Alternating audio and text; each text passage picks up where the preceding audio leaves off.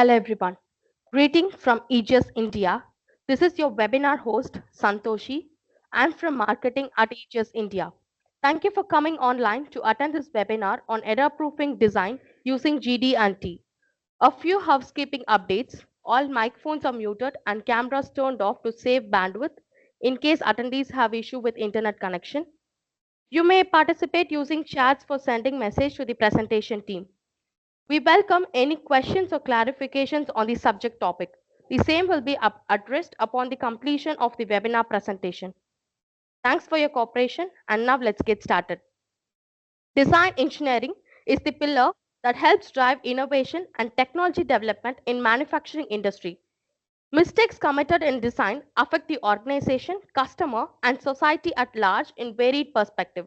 As a part of constant endeavors from Aegis India to strengthen the design ecosystem, we are starting a series of webinars on providing strategies for design without errors.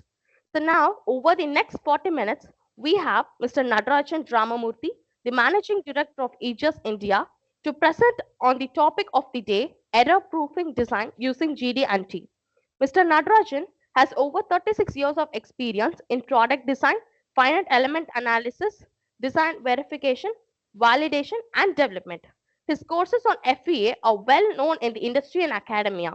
He has a master's degree in mechanical engineering from the University of Toledo, Ohio, USA, and started his career with Ford Motor Company in Ford Scientific Research Laboratory.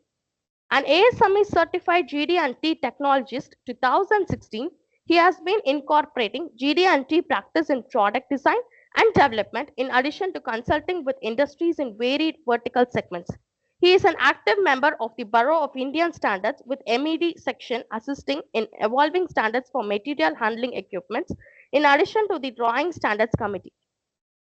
So now I invite Mr. Natarajan sir to take over the webinar to present his views on error-proofing design using GD&T. Thank you. Thank you very much. Let's get started. Many things to tell in 45 minutes.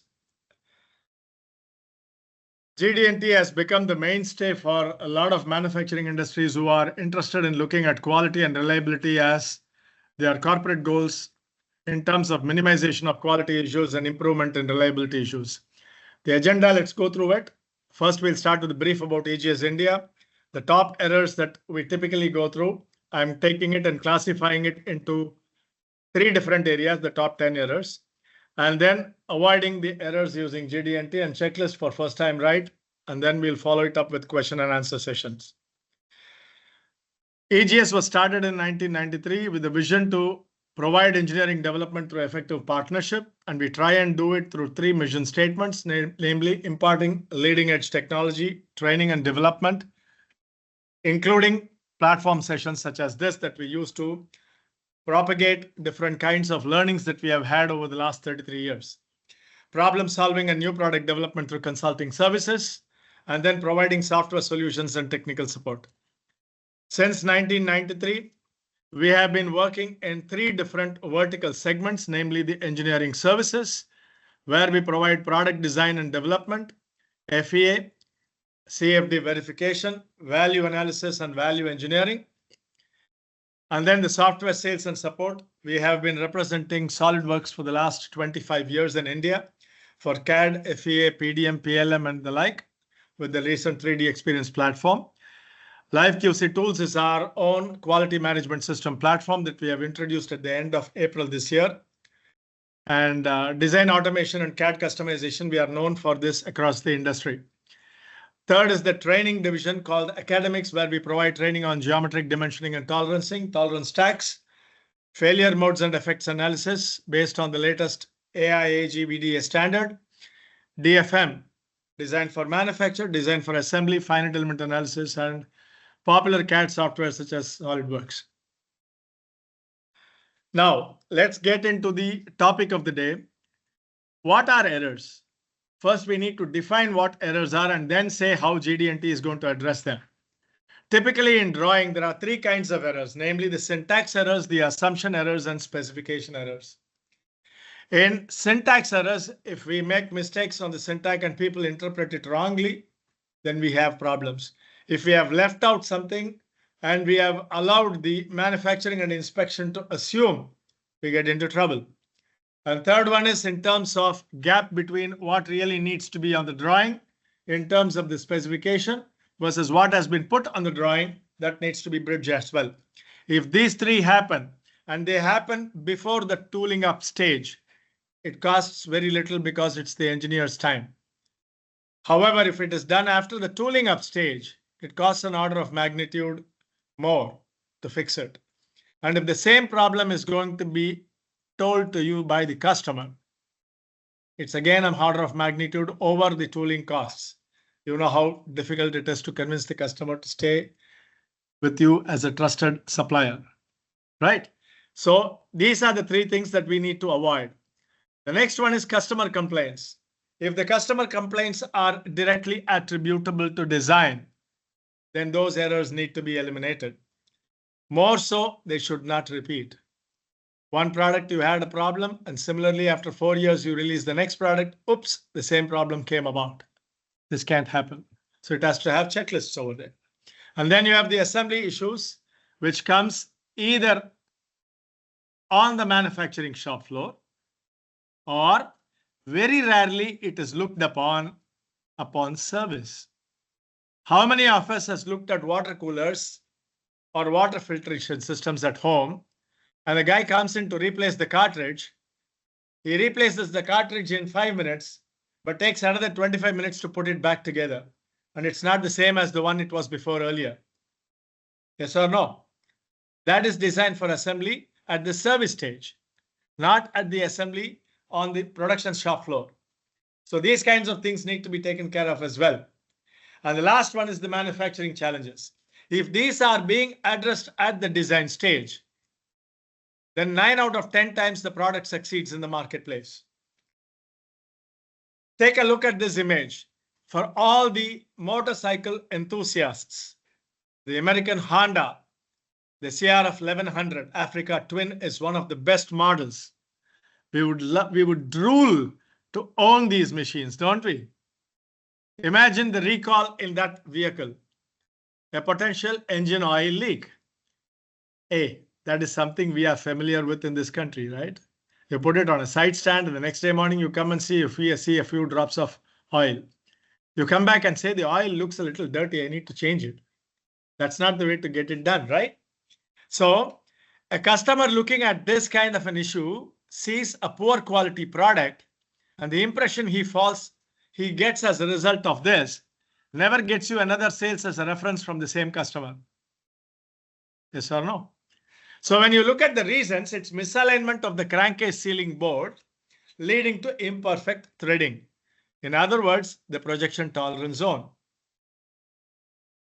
The next one is ineffective post-production quality control due to the use of worn-out assembly ring gauges. So these are things which was never notified, which was never taken care of. So since the calibration was not done, it slipped through the fingers. So two aspects. One is on the design side, the other one is on the maintenance side. So two came together to create a monster called a recall, which the company pays through the nose. This is cost of quality, guys. These kinds of quality problems cost money. Now let us take a look at that. A simple crankcase. You look at the drawing over there, you see the datum B, and you see a flatness of 0.05, 50 microns on that, right? Now, if you look at the overall height of the section, you will see it as 2 into 81 plus or minus 0.5 because there are two sections over there. Now, 81 plus or minus 0.5 is the actual unit. So which is 1 millimeter is the overall width type features variation allowed. But look at the flatness, 50 microns, right? There are two issues. If there is going to be a crankcase leakage, the first thing we look at is the flatness, right? We look at the flatness. So what does design department come back and do? Reduce the flatness from 50 microns to 5 microns. Done, finished, over. You just increase the cost of quality. Now, there are many other considerations that need to be done in addition to this. How is that flatness achievable? How to achieve it consistently? Where are the locating pads? You're dialing in, dialing it out. Are you doing it at the time after you have machined, before you remove the clamp, or after you remove the clamp? Because the clamp pressure is coming into picture. The moment you do look at it and you say my 50 microns is there, and then you remove the clamp, it becomes like Rama's bow. The whole flatness is gone. Are you with me? So if you look at, there are many considerations that you need to bring about here. Another one is how many number of fasteners I have to use. Manufacturing always wants least number of fasteners. Why? Cycle time. But if you look at the overall overlap of the contact on the surfaces contact zones have to overlap in order to ensure that the leakage does not take place. The overall uniformity of the contact forces have to be established. You do a small finite element analysis, come back and look at it. You do a finite element analysis for the material removal process. You come back and look at the stiffness of the crankcase, see if it is adequate for your manufacturing operations to achieve the tolerance what you want.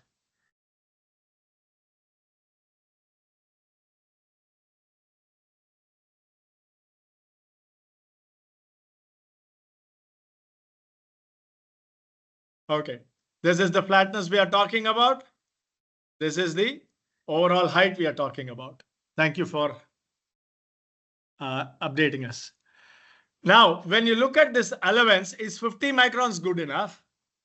What is adequate? We get into the next trouble with regard to that, right?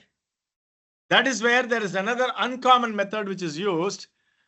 Typically, if we were to look at the contact forces, we will do what is called as the die test, right? You put the die, you fasten the components together, then you take the die out, look at how much of die has been adhering to that. Then you see the contact zones over there, right? That you can do it with the flatness, with the harmonics coming in there. I have not shown it on this drawing, but that is an advanced version of the same flatness representation if the teething problems arise. How to achieve it consistently? That comes from your DFM, Design for Manufacturing Considerations, upfront in design. GD&T forces you to look at every one of these aspects because you cannot afford to make these mistakes. If it cannot be inspected, it should not be there on the drawing, period. These are all things which we need to worry about. So if something has to be put as a datum is supposed to be perfect, right? Theoretical exact plane, line or axis or point. If you are using that as a datum, it better have a form control over there. Now, another question that comes begging is 81 plus or minus 0.5. Let us say I have created it at 81.5. We make this mistake all the time. What is the flatness allowance allowed if I produce it at MMC at 81.5? Zero flatness allowed. Why? Perfect format MMC rule number 1. So in other words, checking the flatness has to be done along with ensuring that the components does not come to the MMC. How much ever you move away from MMC towards LMC, that much more tolerance you will get till you reach the 50 microns on the flatness. After that, full 50 microns comes in.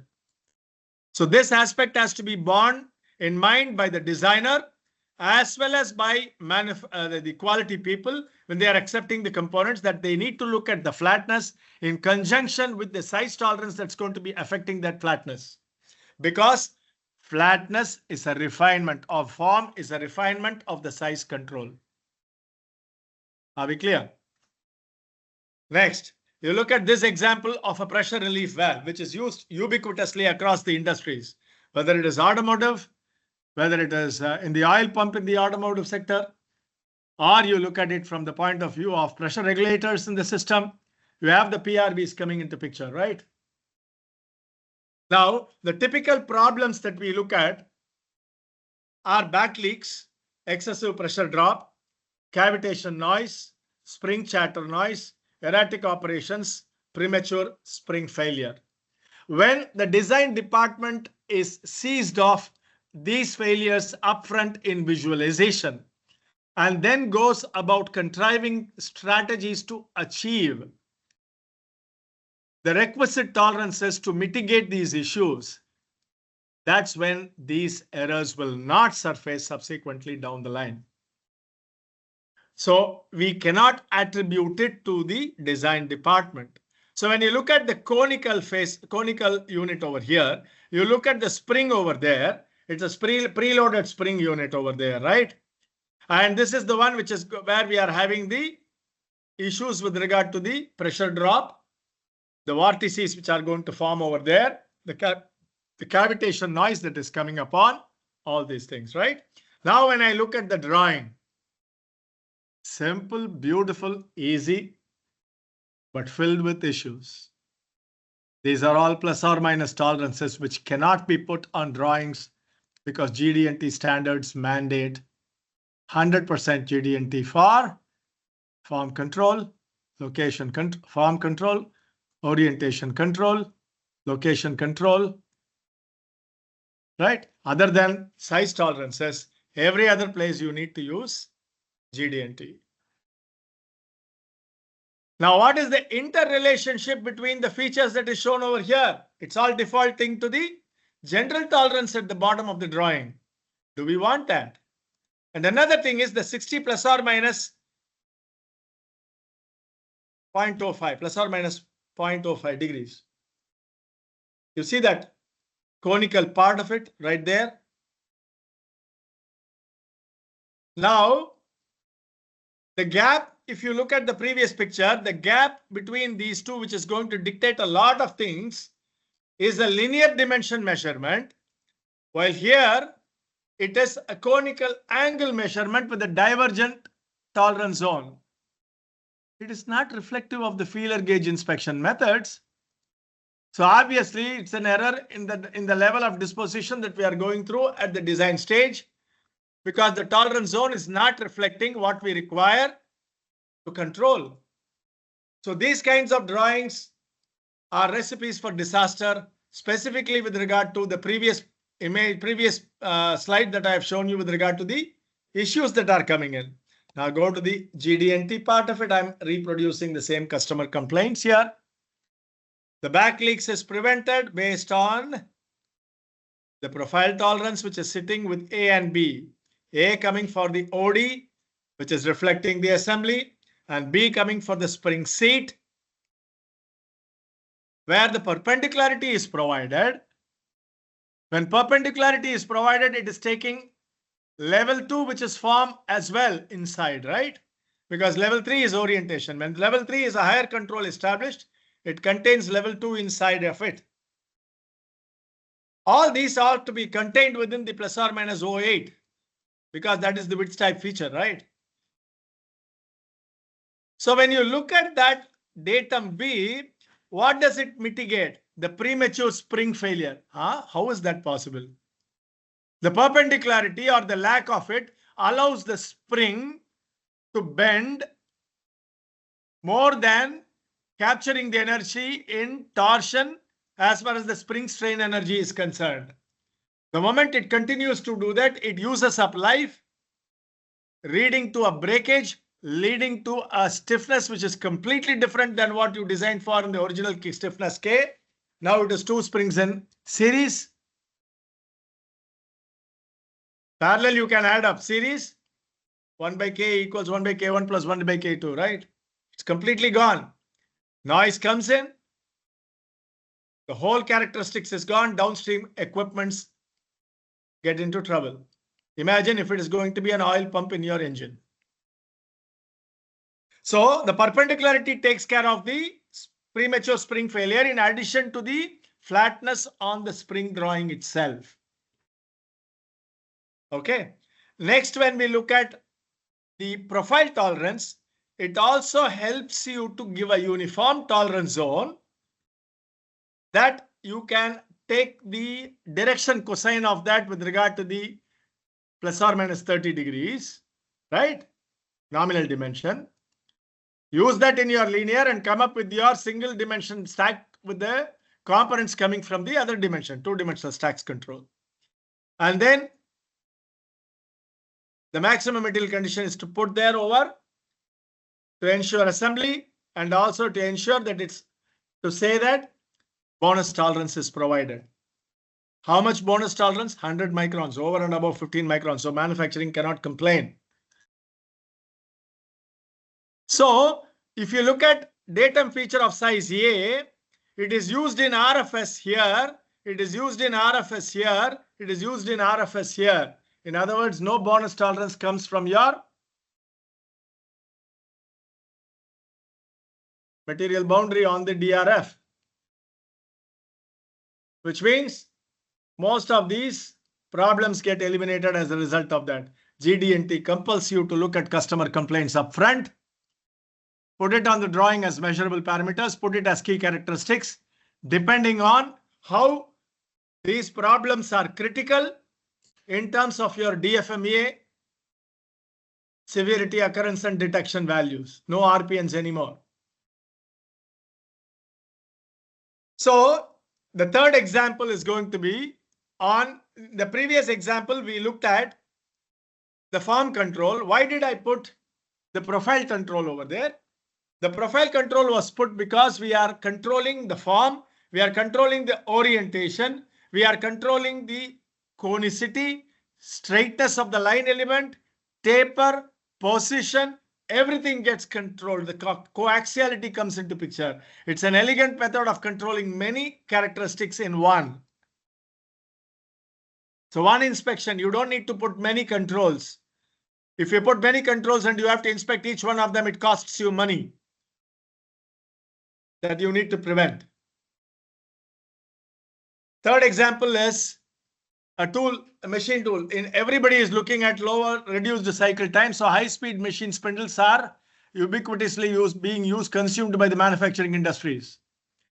Now, typically in high speed, 70,000 RPM, 60,000 RPM, 30,000 RPM, premature bearing failure, poor CP/CPK using these machines, reduced tool life, increased operational costs, poor surface finish. These are typically the problems that we would be looking at. How do these translate into measurable specifications with regard to your GD&T? First thing is, when you are using the three-dimensional software such as Solidworks, let us say, you have the DIM expert inside that, right? The DIM expert inside Solidworks was actually contrived by the Solidworks team upon advice with James Meadows, who sits on the ASME GD&T board.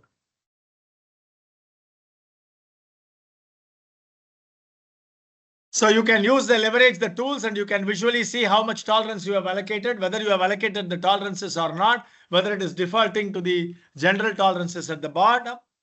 And then you can put the model-based definition and transfer the same to your supplier or to your downstream manufacturing people or to even your costing people as well as your purchase people, so that they all speak the same language with the same PDF, which is the model-based definition output.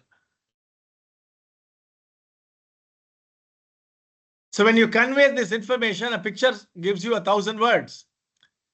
And then standards-driven tolerances as a basis, so that you put it inside in your checklist, put it in your CAD software, so that people don't mistake in giving other tolerances other than what is required, unless they want to override it, in which case they need to very consciously justify why they are taking the tolerances beyond the general tolerances that have been placed.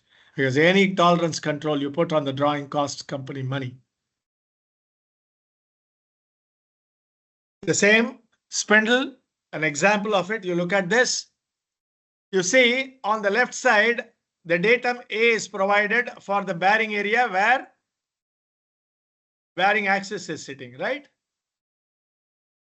Now, the right side is going to have another bearing area, and that is going to be another datum derived from the first datum. The shoulder is used for the first one. Now see, for the shoulder, there is no perpendicularity control. That is an error. I have specifically eliminated it or omitted it so that you make sure that you don't do it. In the previous one, I completed it, but here I have left it incomplete. And if you look at the right side, the datum B is there, and then I use datum A and B, and I start doing the rest of the machining, whatever is required. However, B is going to be dependent on A, and it is going to be having a bias towards A. So as you move away from A towards B, you will start having troubles with sometimes acute troubles coming from bearings being located on that side. If you want to avoid that, then you use co-positioning tolerances between the two and give them as a common datum so that they are equipossessed when it comes to prioritization. Instead of putting it as a compound datum, put it as a single datum with the common axis.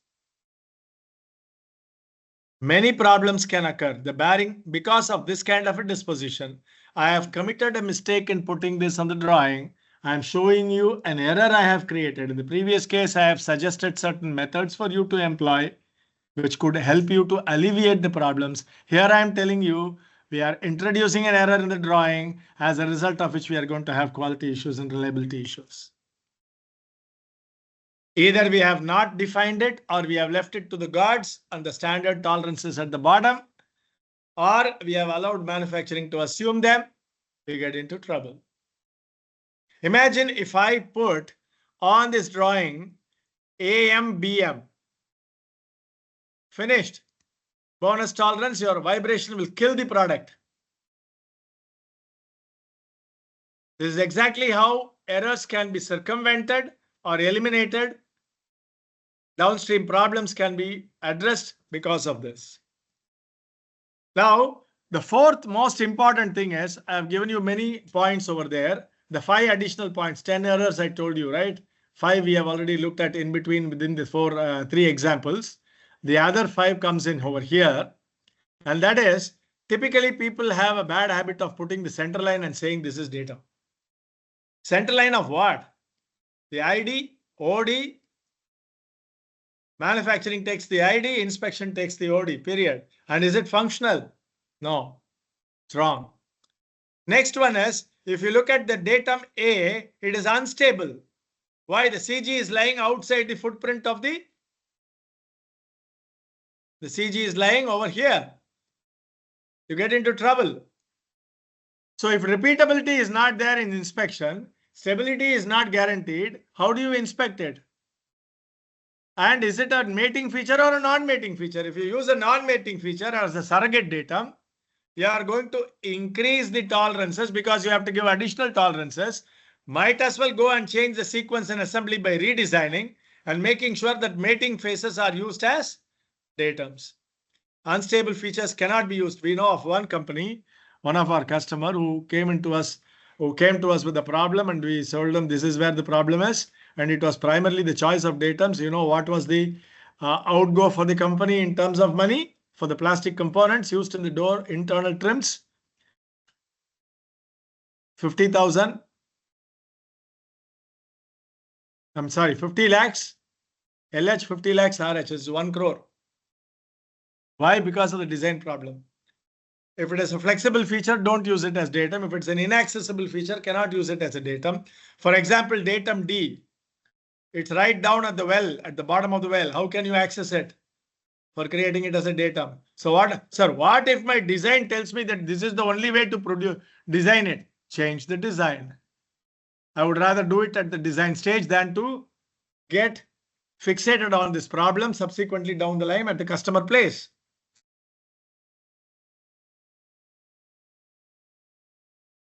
So develop checklists which keeps getting added up all the time, either in terms of the feasibility of the design from a GD&T perspective, or from a point of view of the requirements, or the performance specifications, or the material specification, or the FMEA, or a combination of all these things.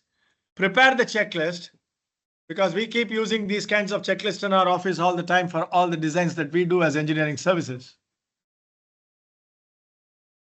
Every drawing goes through this, otherwise things will slip through the fingers.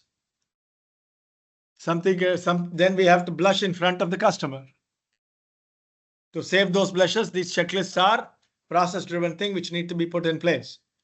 If you want a copy of this checklist, we will once you connect us on the channel, you will be able to get it. I'll tell you at the end how you can get it.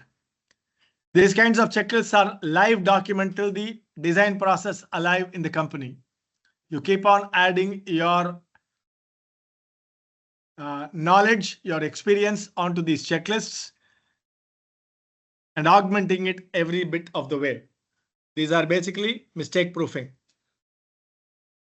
Now, how do I put this together as a process?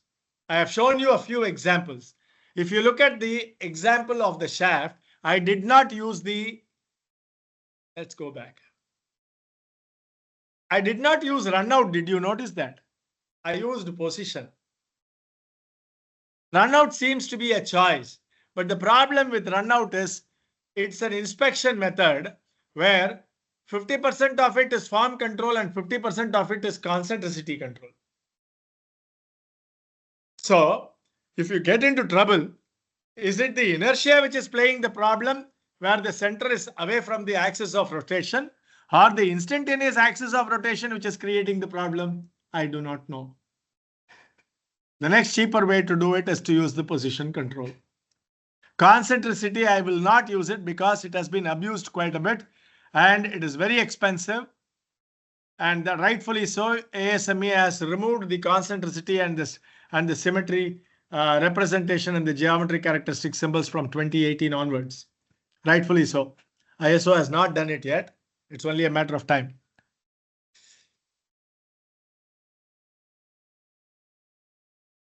So the DFQ process, when we go through this, so the first thing to cover the errors, to eliminate those errors, is to quantifiably look at the quality and reliability in terms of misalignment, in terms of vibration, in terms of leakage, in terms of cosmetic fit, in terms of flushness. All these things as perceived by the customer, internal customer, external customer. I'm putting emphasis on internal customer equally as much as the external customer. We need to facilitate design for manufacturability in such a way that the cycle time and other priorities for manufacturing goals are also taken care of upfront at the design stage. So you enumerate the quality and the reliability objectives as measurable goals, and you segregate them into assembly objectives and performance objectives. The prioritization of this comes from your DFMEA, where you have your severity, occurrence, and detection. And that influences the assembly objective and also gets influenced by the performance objective. Now remember, the risk priority number and the SOD from the DFMEA will be influential in our tolerance optimization. From assembly objectives, you look at the design for assembly. Go through the design review meetings with manufacturing integration people and service people. Come up with the assembly process, and things which are coming in the way of ease of assembly, remove them in your design so that they get reflected appropriately as geometric controls, as dimensional controls, as datum controls on your drawing. And then you specify them as datum subsequently. Normally, this step is missed out and it is looked upon when a problem surfaces. Needs to be taken care of upfront. Once you have enumerated the datums, looking at the 5 checklist points that I gave earlier, stability, repeatability, accessibility, reflection of actual mating surfaces, functional assembly, right? These are the 5 points I told you earlier. From that, you get the datum reference frame, which is the assembly coordinate frame. The part in the assembly coordinate frame, how it finds itself. From then on, you define the enumerate the tolerances on the drawing. You take the guidelines and then you arrive at the tolerance subsequently down the line first by doing a tolerance analysis and then looking at the design for cost. From that, you get your cost of precision and cost of poor quality. Then you do the tolerance optimization. with the inputs coming from your vector loop, from your tolerance analysis, also from your risk priority number or SOD now, from your DFMEA, your design for cost as well, and then also from your manufacturing in terms of the CPCPK. What good is the tolerance you have put on the drawing if it's not consistently manufacturable for that, because the CPCPK is not achievable? So you look at the RPN number, you look at the CPCPK, you look at the COPQ. These three are the constraints that you will use on your objective function in the vector loop that is brought about in the tolerance analysis to arrive at your tolerances so that you maximize the tolerance. I repeat, you maximize the tolerance, because for least cost, you need to maximize the tolerance. Now, from the performance objectives, from the tolerance optimization, you come up with the key characteristics, and then you put your product specification drawing, while also including the design for performance parameters, the design for life criteria, the design for safety, design for packaging and transportation, design for service, and any other design for X that you need to bring upon yourself. In every one of these stages, you need to have a checklist. You need to put this together, influences of these checklist parameters on your GD&T controls, and then you come up with the drawing. That is why these kinds of drawings take quite a bit of time to develop. Releasing a drawing is a no-brainer. Releasing a drawing that does not have a revision control for 4 years is a big deal, because every revision of the drawing costs the company money, efforts, retooling, blushes in front of the customer, service headache, so many things that are happening downstream. When you look at that, this DFQ&R process, which we have painstakingly developed over the last 33 years, we are sharing with you so that you can use this as a part of your process.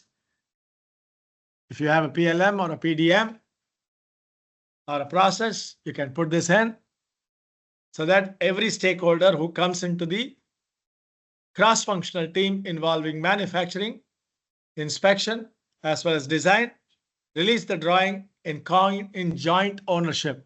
Remember, the design department is the publisher, while the authors are design, manufacturing, and inspection. So the three stakeholders have to come together. Some of them from manufacturing, maybe from suppliers as well. Jointly, you work together, you win. So this is how you eliminate the errors. I have shown that process, what I have shown you earlier. The few examples, what I have shown you earlier, are all developed based on these kinds of processes. So many things that could have slipped between your fingers are avoided because of the checklist. At every step of the way, a few checklists I have already shown you. The advantage of putting this together is the elimination of the errors is a prerequisite for getting it right the first time. There are two things. First time right first time. Errors cost company money, reputation, and customers. The process today, customers are impatient. How we can provide remedies at the design stage itself.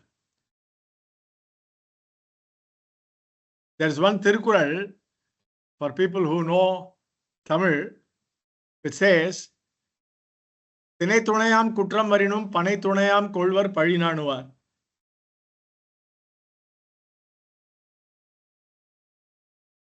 The defect may be millet seed size, but the defect conscious will consider it as big as the Palmyra tree. So when we look at it as defect conscious people in design and look at the DFQ&R process and put in place the process, come what may, when you are 90 years old, your product will still be accepted and used in the market. and you will be satisfied that you have contributed to the society, to the country as a whole. 85% of the product cost is determined by design. Is it not important that we could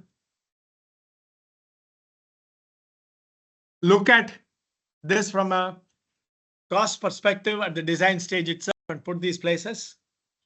So process-driven approach with checklist, compliance minimizes or eliminates errors. The drawings are the life signatures of products and technologies that we develop. Okay, so this is a 40-minute whirlwind tour with a few examples to bring about a consciousness that GD&T cannot be wished away with. GD&T cannot be washed away saying it's just a non-value added activity, but look at it as a scientific basis with regard to that and then put it together. Now you can implement these processes the way we have implemented it. If you need some inputs with regard to that, you can take the QR code over there and you can, it will take you to the channel and you can subscribe to the channel over there. We can also provide you training and on GD&T and tolerance tax and the DFQRR process implementation at your place. You can contact us on the email. Since 1993, we have been doing this. So if you want different ways in which to reach us, you can get onto the WhatsApp channel over there, and then you can come about.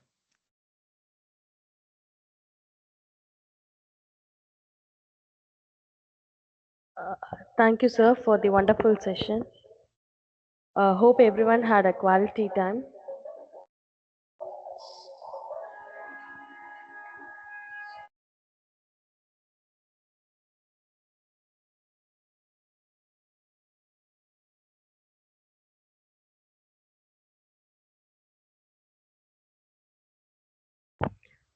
And for more live technical sessions, do not forget our upcoming Innovation Day 2025 and SolidWorks 2026 launch happening across cities, Chennai, Coimbatore, and Trichy.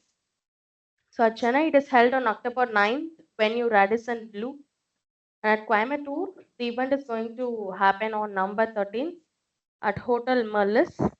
And on Trichy, it is on November 20th at SRM Hotel.